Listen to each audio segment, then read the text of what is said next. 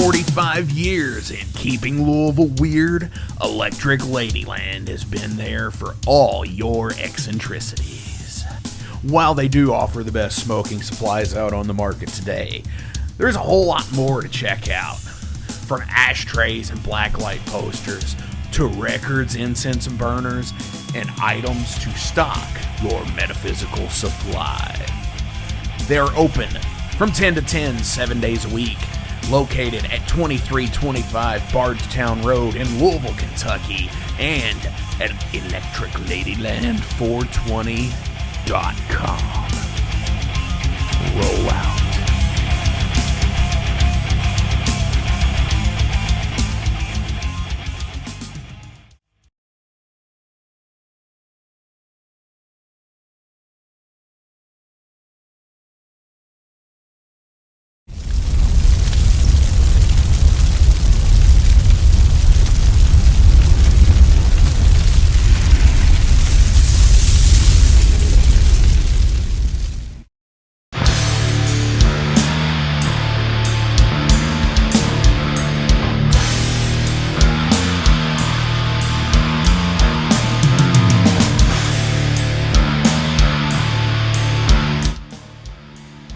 Welcome everybody. This is Aaron Ossont. This is Ossont and Battery, and on this episode, I have a real cool guest from a Boston band called Inverter.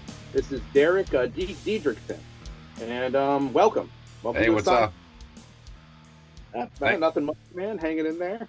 Thank you for having me. Yeah. No problem, dude. First question I got is, how did you really get started in heavy music, underground music? Oh, geez. I go quite a ways back, longer than I'd like to admit sometimes. You know, I've been playing in bands since 92, 93 maybe. Just a lifelong metalhead, a lifer. I'm still in bands, and I joke with other dudes in bands in Connecticut, whatever scene, when we play with them. People I've known forever. It's like, can you still believe we're in the scene? I'm like, well, yeah, kind of, because I'm not going to quit.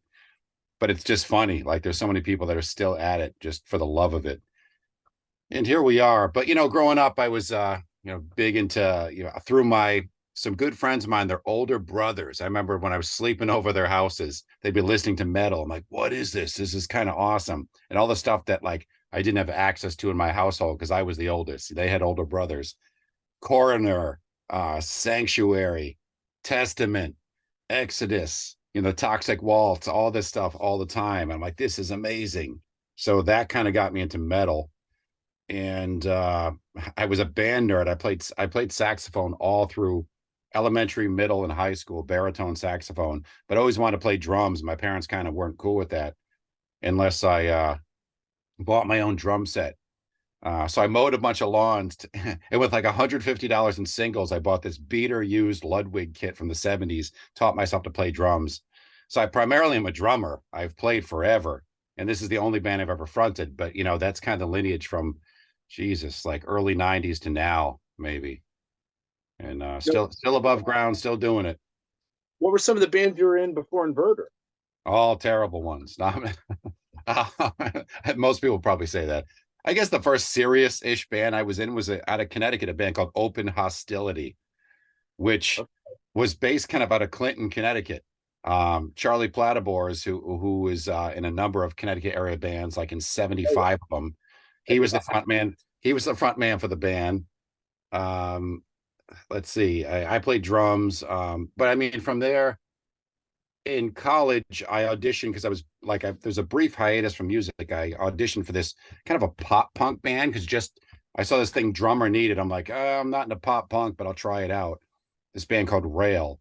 We ended up getting signed to a deal, recorded an entire album, 14 tracks, that this label, Ringing Ear Records, they footed the bill for everything. And then as the album was done, the whole album just imploded and the album never came out. And that was the end of the band, kind of. So somewhere there's master copies of a lot of time in a studio in Rochester, New York. But it was fun because it opened my eyes to like different stuff, different bands I normally wouldn't have heard. And we played some great gigs. But I'm a metalhead through and through. So yeah, Open Hostility. I later played drums for a Rage Against the Machine tribute called Age Against the Machine, making fun of us because we're not young. Yeah. which morphed into Def Dealer, DEF, which was the original, recording originals version of the Rage tribute, which kind of slowly became Inverter once two of us branched off and did our own thing. That being myself and Bill Bracken, the guitarist. Well, that was actually kind of bridges into my next question was how did it like Inverter? How did you get started with Inverter? And Yeah, you guys got a I'll sound. try to make this one. I'll try to make this one shorter because that first one was like the longest answer ever. It's like, call Guinness. We got a new record. So yeah, Bill and I worked in radio with him for years. I used to be a like commercial DJ on a huge station out of Boston, like a weekday DJ, interviewing Metallica, Kid Rock, Limp Bizkit, all that stuff, big radio festivals.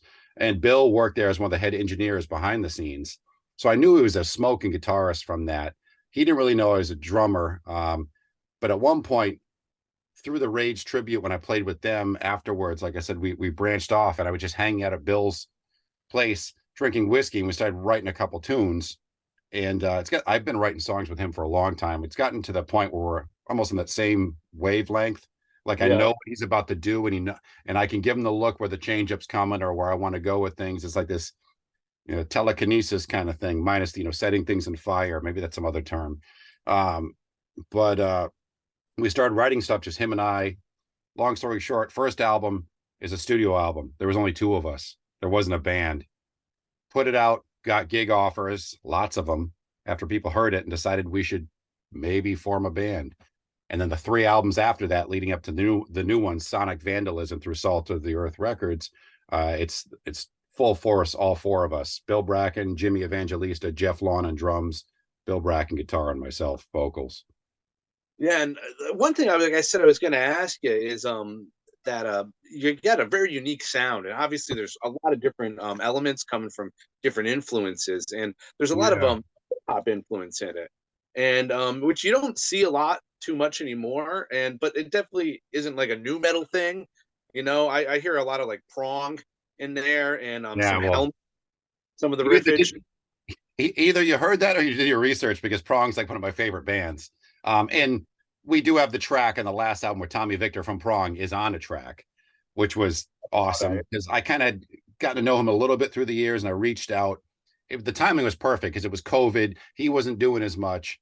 I reached out to him and said, listen, Tommy, I got this track. Will you check it out? I would love to have you on guest vocals. And, he heard it. He's like, give me the lyrics to make sure it's not like some awful track, neo-Nazi, this and that, or who knows? Like, you want to show people the lyrics, and it's not. It's the nerdiest science fiction song ever. And he's like, yeah, I like it. Let's do it. So that's how we got on that album. The new album has Corey Glover from Living Color on it. Wow. Which is crazy because he's won 2 Grammys, sold 3 million albums. We're actually doing a show with them coming up in New Hampshire. No. At the Angel City Music Hall. Yeah, right on Elm Street downtown. We played with them in Burlington, Vermont, not that long ago, too. And we're way heavier than them, but it kind of works out. But yeah, in terms of style or sound, we get that a lot. Like, and it makes us tough to bill with other bands sometimes, because we'll play with a lot of like death metal, blast beat, black metal bands sometimes, or like stuff that's brutally heavier than us. But I think it works because we're kind of the big groove pace changer on some of those bills that are really heavy.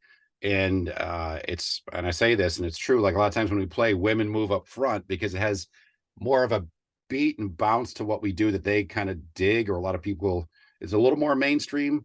We get branded as new metal, which new metal can be a dirty word. I don't care, call it what you will. There's tons of new metal bands out there I love or loved. But I grew up on metal and New York hardcore, Madball, LA stuff like Downset.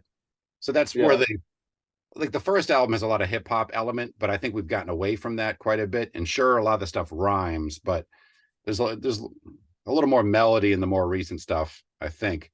Or I'd like to think. But I like that really rapid staccato approach of guys like Freddie from Madball. I always liked his style. He's like one of my favorites. And Downset, if I were to pick a top 10 album that was influential on things I've done and where I've gone with music, the Downset self-titled album, I loved it. Stuff like one, man.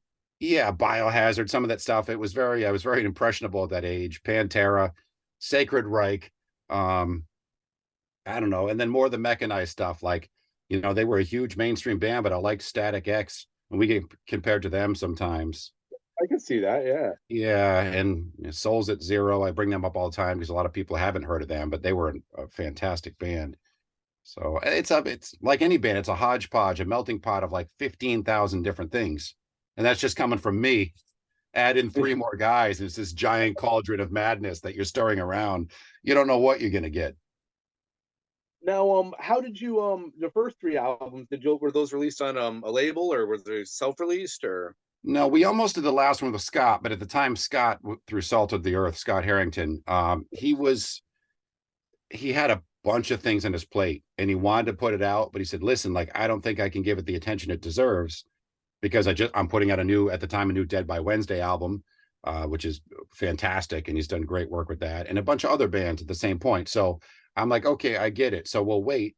But truth be told, we weren't in a hurry to sign anything at that point because we were kind of kicking ass selling crap on our own through the mail and at our merch table. Like I say to the guys, I guess we're doing something right because like most shows we play, we end up selling a lot of stuff.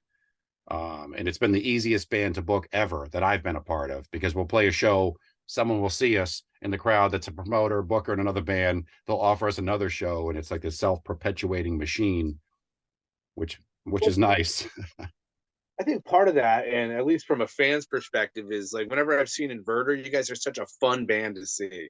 And Yeah, especially in like the heavy community when a lot of bands are like consider like they want to be tough and have that kind of macho. You guys are just fun, and that's like kind of a yeah. relief. Well, I mean, it's kind of who we are, but it's also intentional. There's so many bands out there that take themselves way too seriously, and there's too Yeah. much of it. And after a while, it's like, who freaking cares? You sound like every other band in terms of your lyrics, your mindset, and you stir a ton of politics and crap in there. And it's like we're just about having fun. We're not getting any younger. We're not tough guys. We're all very approachable, like easy to talk to guys that are friendly. So it's like we're not gonna go out there and I'll talk about a lot of tongue-in-cheek stuff that's like violent or like sounds like it's tough guy stuff occasionally, but a lot of it's tongue-in-cheek, man. There's a you know we have on the first album we have the stupid track that people still request once in a while. We never play, called White Shoes. It's about a heavy metal dance off to the death.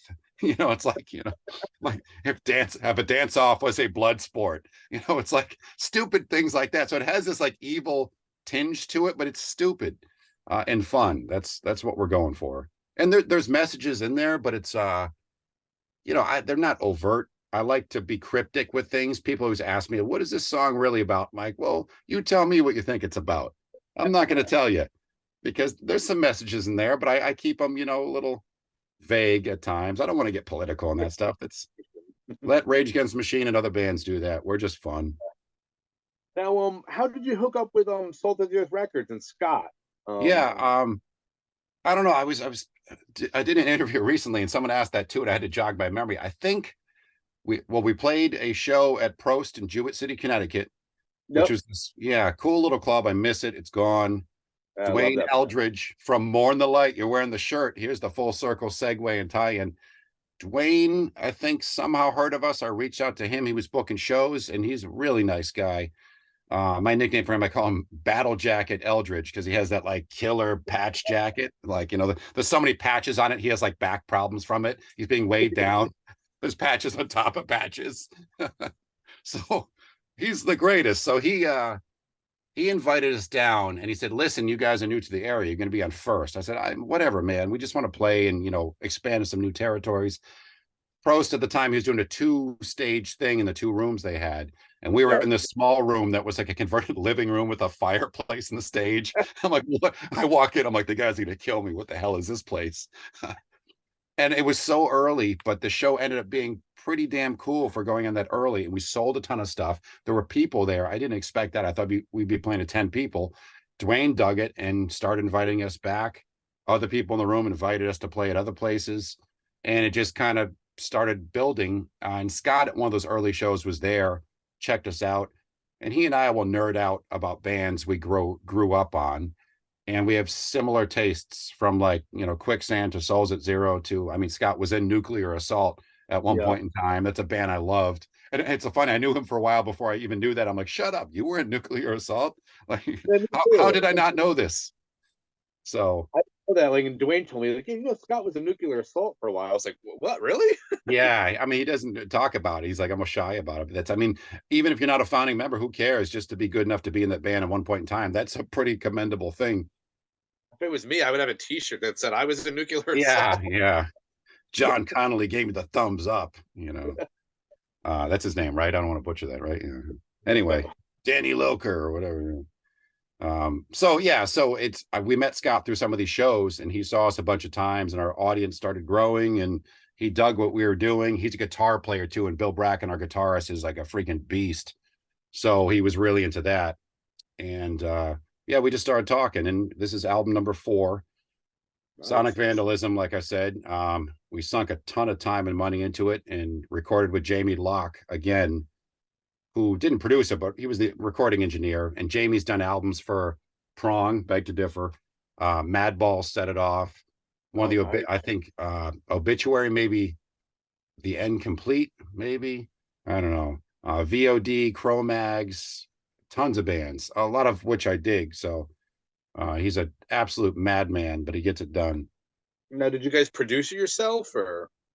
Yeah, it's all us. No one touched it, you know, except for just pushing record.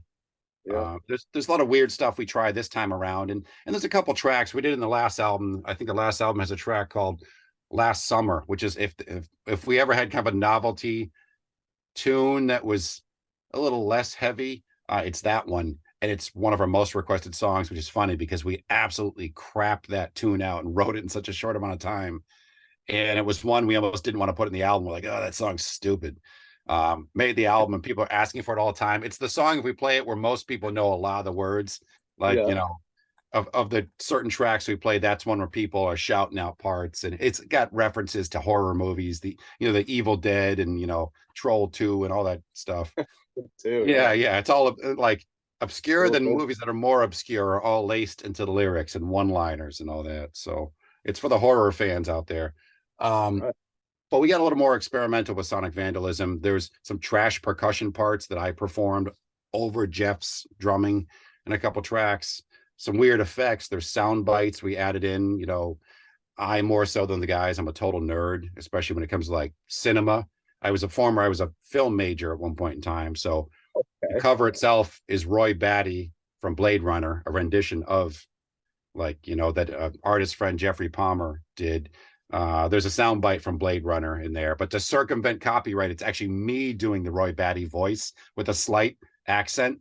And we kind of put a little juice on it because I'm like, well, technically it's not from the movie. It's me just kind of quoting and change, there's a Batman clip in there. We just messed around and tried a few different things this time, but not Awesome. too different. We didn't want to, we're not a ska band all of a sudden, or there's no xylophone solos. Not yet. Not yet. Actually, one of the bands I listen to has a xylophone solo in one of their That could be songs. cool, man. I always want to do a hardcore band instead of a bassist. I want to have a tuba player. Big sousaphone. Boom, boom, boom. It'd be kind of awesome. Or the octabass. Do you know what that is? I've heard of it. I don't know what the heck it is, but like It was Wagner back in the day. He had one of those deep sounds, so he created this big octabass, and it was so big you had to have someone on a ladder fingering it oh yeah. down below. Is it like the stand-up ones, like the old-fashioned bass Yeah, fiddle? yeah. It's Yeah, like I've seen those. Yeah, oh, that's that's cool, cool. man. Yeah. So I played like I said, baritone saxophone in high school, but they had the E flat contrabass saxophone, I think it was called, which is basically the same thing as what you're talking about. It was so big it had a kickstand on the bottom to stand it up, so you'd stand up and play it. It was so huge. oh my God. It was like 6 feet long. I've never seen one in person, but they probably cost like $30,000 or something. You're not gonna go prancing around in a marching band with one of those. I doubt it. No. So what's going on next with Inverter? You guys got any plans for touring or playing any shows locally or to support the record? Yeah, we've been playing a lot of shows. In fact, we got some stuff. I was just actually like a half hour ago on the phone with Dave Tree from Tree. Oh, They're nice.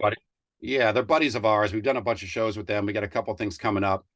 I believe December 29th in Rhode Island at Alchemy, we're playing with Tree. We're also playing with them in Burlington, Vermont at Higher Ground, which is one of my favorite clubs. It's our third time back there. Like we feel freaking blessed and honored to be like playing that room with Tree and Scissor Fight. Nice. Like I said, in January, Living Color, we're playing with them. We just did this past weekend, we did 2 shows, one with Taproot, who were on Ozfest, and they were a pretty big band at one point in time, had a gold record. So they were good dudes. And to play with this band, Lydia's Castle, they were great. They're from Nashville. John Wisaki, the drummer from Stained, who played with Stained for like 17 years through their biggest years. He's their drummer now. A hell of a guy, real nice dude. So we've been busy with that. And we're kind of trying to do some kind of jaunt in the new year. Bunch of Weekend Warrior stuff, but maybe later on do like a week long, 7-10 days, potentially, if it's worth it, if we have some okay enough gigs. And maybe I'd like to go to the West Coast again to do some stuff there. So we'll see. We got a couple people are interested in setting up some stuff for us. So Cool. it just all depends on what's offered. It's funny that you mentioned Tree. They were actually my first show that I ever went to when I was like, oh, really? Yeah. They're great, man. Germania Club up the street from my house, though. Oh, really? Yeah, yeah. I mean, they're still at it. Yeah. They sound good. Bands. Yeah. Dave, like all of us, he's no spring chicken, but he's still got that energy. He still pulls it off. His voice is crazy, like damn powerful. He still get that rasp.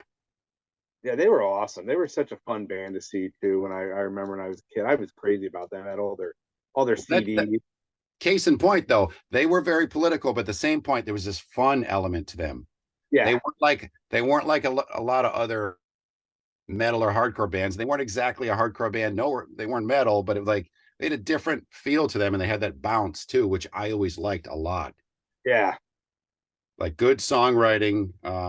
Their guitarist Brian, he now does a lot of writing, I believe. Or it's Dave and a whole new lineup, but the guitarist from before, founding member, he does a lot of like work writing for other bands. He's done a lot actually co-writing for Clutch. Like he's in tight with them. He was their guitar tech for a while, for a few years, Yeah. in the thousands, I think. So I think he's co-written some songs, or even written some songs with or for them, as I understand it.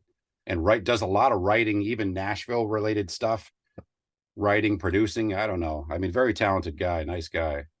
awesome. So I think he was so busy with that, he really couldn't dedicate any time to doing Tree again. Yeah, But the new Tree sounds good. So, I mean, they sound great, in fact. So it's been awesome playing with them. But like I said, when are you playing with them in Providence? December 29th. I'll have to check that out, man. Alchemy, which is a cool room. It's a fun room. Awesome. All ages too. It's one of the few all ages clubs, it seems. Yeah, mostly everything now is like 21 and over. Yeah. I mean, it doesn't affect me, but it's sometimes cool, like to see kids coming out to shows to be exposed to bands. So. Yeah, that is funny too. Like I was at a show a few weeks ago, about a month ago, and I saw a guy there, a young kid, maybe about 20, and he had like a metal jacket with like Testament and all the cool patches. Yeah, wow. That. Oh wow, some kid like my son's age is like, is like in these cool bands, So it was a comforting. Yeah. No, it's great, man, to see kids that age and stuff. I got kids myself, and they've come into like a show or two, but it has to be the all ages shows because they're young. But I just want them to see that kind of stuff. And I love seeing like young kids out there, especially when they're into it. And like we just played a show out in Western Mass, and there was this really young kid up front. It was great because he like bought a t-shirt after and probably hadn't been to many shows. So it's like we're the band that's kind of like, hopefully introducing him to something good. Hopefully it keeps snowballing from here instead of listening to mumble rap. Yeah. That's the old man we do, mumble rap. Lifetime of spending way too much money on music and concerts and oh my god. Yeah, I say that like if I were to go back and total up all the money I spent on cassettes, vinyl, CDs, it's got to be astronomical because I still buy CDs and I spend money like a fiend. But back in the day, it's like I would work just to make money to buy albums. Yeah, that was and that was like before like I discovered girls. Let's say that then the game changes. But then you spend some money on that too. But it's just it's just crazy when you think about like back then, a lot of CDs were like $17 a pop. Like Oh that, yeah. that was a lot of money back then. It's almost a lot of money now. Like I don't like to spend that much on a CD now, but CDs were really expensive. I would save up to buy, like, I need Iron Maiden Somewhere in Time, or I'm gonna bike to Bradley's and buy it with the giant plastic box attached to it. The Kids, long box. Yeah. kids don't know the struggle these days. The long box. Yeah. Remember I think I got Metallica's Black Album. I got that in a long box. I saved up like mowing lawn or That was almost the end of that era of the long box, around that time, early 90s. And that, for the shoplifting purposes, you couldn't like stuff in your pants. Yeah. But the old long boxes are cool, the cardboard ones, because I'd clip them out and use them, like hang them on the wall, because they had the extended version of art that you wouldn't see on the CD. They would sometimes have a panel below that wouldn't make the CD cut. So it was like a little mini poster. Some company was like for like I think it was an anniversary of an album, redid like a long box. Yeah. Like the pack for the album. Well, even that, I mean, at some point, I won't be surprised if more people bring it back, although it's expensive to produce. But like cassettes are making a comeback. More in the Lights got cassettes right now. Taproot, who we just played with, their merch table, they have cassettes for the new album. So I'm seeing them a lot. Yeah. It's like a retro collectible kind of thing. The audio sucks on cassettes, but like they hold a place that's near and dear in my heart because I did grow up on cassettes. I mean, I have a ton of them, and I rarely ever listen to them. Oh, I don't. I have like Tupperware bins full of them. Yeah, but it's just like, it's comforting. Yeah, and they're all in pretty great condition. And a buddy of mine who runs a record store in New Bedford, Purchase Street Records, he's always like, dude, when you want to sell them, you give me a ring. Because I have like, every album Iron Maiden did up until like No Prayer for the Dying, Priest, but they're all like in awesome shape. And, because back then I used to take care of my stuff. Now I have so many albums, I kind of don't give a crap. They're like in piles in my car. I used to put them meticulously back in the case. Now I'm like, I don't have time for that. Life's too short. Yeah, I throw in the back. They're all broken in half. I have like thousands and thousands of CDs. It's an addiction, man. So I guess wrap this up now. Yeah. Say like we want to get merch or something, or where can we get contact Inverter at? Maybe I want to get a new album. Yeah. Where can we go to? Well, saltoftheearthrecords.com. You can mail order the new album from there. If you see us in any shows, you can buy it off us. We have copies at every show we play, and shirts and all the old previous albums we still have, although one of them's almost out of print. So at some point I got to make sure we get all the masters and all that and see if we want to reprint it. We probably will, because they keep selling.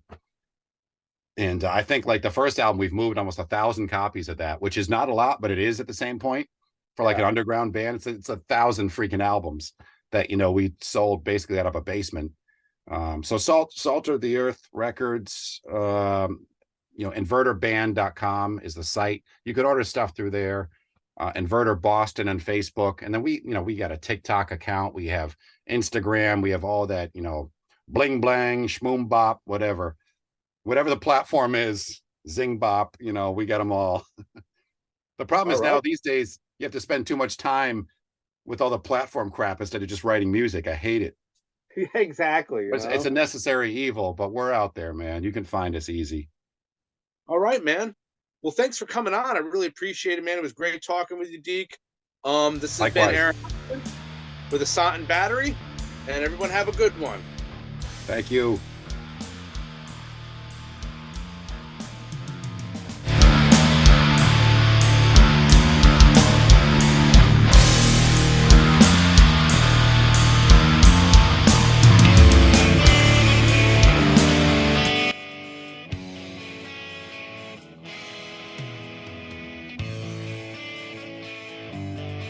Maxwell's House of Music in Jeffersonville, Indiana is the premier 12,500 square foot music superstore that has served both the southern Indiana and Louisville, Kentucky metro area for over 4 decades.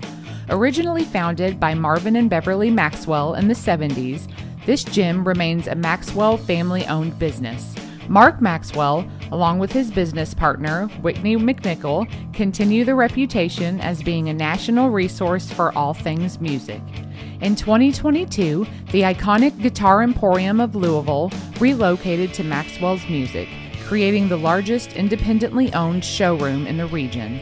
The retail offerings at Maxwell's Music includes a huge selection of guitars, basses, amplifiers, effects pedals, modeling amps, keyboards, drums, banjos, mandolins, ukuleles, sound systems, stage lighting equipment, and accessories. The music education program at Maxwell's is second to none. From private instrument and voice lessons to DG, EDM, recording, songwriting, and music theory, to rock school, weekend warriors, and Maxwell's Music Lab, there is something for every age and every ability level. In Repairland, guitar and instrument repairs and refurbishment are taken care of by the Maxwell's team of expert guitar technicians and luthiers. They also do instrument appraisals. Maxwell's offers installations for professional audio-visual and lighting systems for schools, churches, clubs, VFWs, funeral homes, sports fields, and so much more. There's also rentable space at Maxwell's, from music practice or rehearsal rooms for individuals or bands, all the way to a meeting space and concert venue that seats up to 120. That also includes a professional audio-visual and lighting system and a sound booth. Maxwell's has it all. All this plus an original, functioning 1947 recording booth to make your own record, to the Guitar Hero throne, to their very own Elvis statue, and don't forget the Harmony Green Pocket Park. There's a reason Maxwell's House of Music in Jeffersonville, Indiana has been recognized by the National Association of Music Merchants as the #1 award-winning best store design, as well as top 100 music store year after year. You gotta see it to believe it. Maxwell's House of Music in Jeffersonville, Indiana.